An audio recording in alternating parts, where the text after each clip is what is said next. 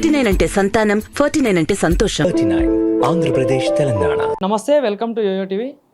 ఈ నెల 27వ తారీఖున బీఆర్ఎస్ పార్టీ ఆధ్వర్యంలో మాజీ ముఖ్యమంత్రి కేసీఆర్ గారి అధ్యక్షతన భారీ బహిరంగ సభ పెట్టబోతున్నారు వరంగల్ జిల్లాలో. సో మనం మాట్లాడదాం ఇదే అంశం మీద. మనతో పాటు మాట్లాడడానికి వరంగల్ పశ్చిమ నియోజకవర్గ ఎమ్మెల్యే నాయని రాజేందర్ రెడ్డి గారు ఉన్నారు. సార్ నమస్తే. సో ఎట్లా సార్ మరి బీఆర్ఎస్ పార్టీ ఆధ్వర్యంలో మాజీ ముఖ్యమంత్రి గారి ఆధ్వర్యంలో భారీ బహిరంగ సభ మీ జిల్లాలో పెట్టబోతున్నారు. సో మరి ఎట్లా చూస్తారు ఈ అంశాన్ని? ఎవరి పార్టీ వారు పెట్టుకుంటూ ఉంటారు, కానీ వరంగల్ జిల్లా ప్రజలు వారిని నమ్ముతారని మాత్రం నేను అనుకోను.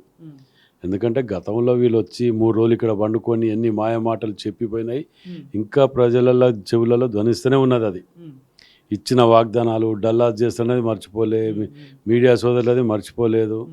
ఇవన్నీ కూడా చూస్తున్నారు ప్రజలు. కాబట్టి హన్మకొండ టౌన్లో పెట్టలే కదా, ఇదివరకు పెట్టిన కాడ ఇక్కడ ఎందుకు పెట్టలే ధైర్యం లేదు. అడిదికి ఎందుకు పెట్టుకున్నారు? ఇక సిద్దిపేటకెలో అక్కడికెలో ఇక్కడికెలో ఇంత తీసుకొచ్చి ఏదో ఇట్లా చలబడి చేసుకుని అవతల పడవచ్చు అని చెప్పి పెట్టుకున్నారు తప్ప ప్రజలు నంబరు. వీరు మరోసారి ప్రజలని తెలంగాణ ఉద్యమాన్ని మళ్ళీ ముందుకు వేసుకొని వచ్చి ఏదో మభ్య పెట్టి మళ్ళీ శవాల మీద పేలాలు ఎరగదిందామనే ఆలోచనతో వస్తున్నారు. కానీ వీరి సభ సక్సెస్ కాదు. వీరు ప్రజలు వీళ్ళ నంబరు. అది వీళ్ళ చాప్టర్ క్లోజ్ అయిపోయింది. కానీ స్వయాన మాజీ ముఖ్యమంత్రి కేసీఆర్ గారే అంటా ఉన్నారు, ఈ 15 నెలల్లో కాంగ్రెస్ పార్టీ చేసిందేం లేదు, విధ్వంసం తప్ప. అటు హైడ్రా విషయంలో కానీ ఇంకేదో ఈ రైతుల విషయంలో కానీ అన్యాయం చేస్తున్నారు తప్ప ఎక్కడ న్యాయం చేయట్లేదు. సో వీటి మీదనే మనం ప్రశ్నిస్తాం, ప్రజలకు న్యాయం చేసే వరకు పోరాడదాం అని చెప్పేసి అంటా ఉన్నారు. ఏం చెప్తారు? అంటూ ఉంటారు చేతగాని ప్రతి ఒక్కరు ఇదే మాటలు అంటారు. హైడ్రా మేము తీసుకొచ్చిన దాన్ని మంచిగా తీసుకొచ్చినామా, మా ఇంటికి తీసుకొస్తున్నామా? అది తెలియదా?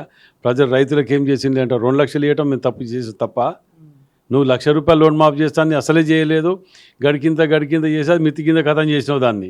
మేము 2 లక్షలు ఇస్తే మేము తప్పు చేసినామంటావు. ప్రజల దగ్గరికి వెళ్ళి ఇప్పుడు చెప్తారు జవాబు నీకు.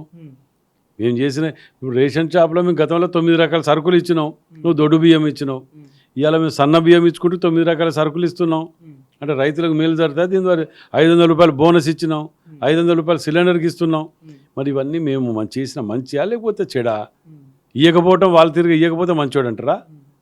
అది ఆయనకే ఉండాలి. ప్రజలు నమ్ముతారు అనుకొని ఏదో నెత్తిన నోరు పెట్టుకొని మాట్లాడితే ప్రజలు నమ్ముతారు అనుకుంటే అది వాళ్ళ మూర్ఖత్వం. కానీ ప్రజలు బీఆర్ఎస్ పార్టీ వైపు చూస్తూ ఉన్నారు, కేసీఆర్ ఎక్కడంటూ కూడా వెతుకుతూ ఉన్నారు.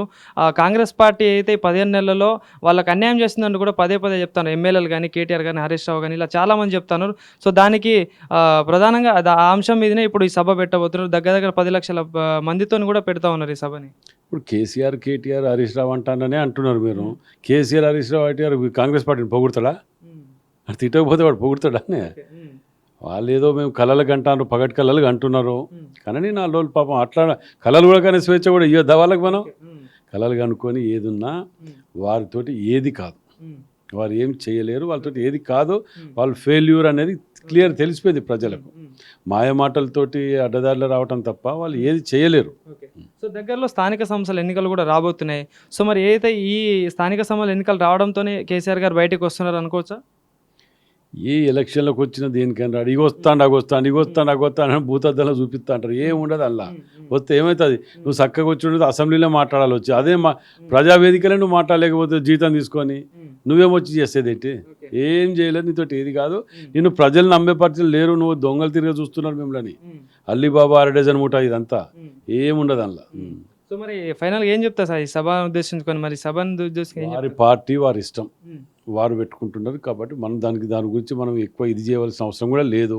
కానీ నా వ్యక్తిగతంగా నేను చెప్పగలుగుతా, ప్రజలు మిమ్మల్ని నమ్మే పరిస్థితులు లేరు.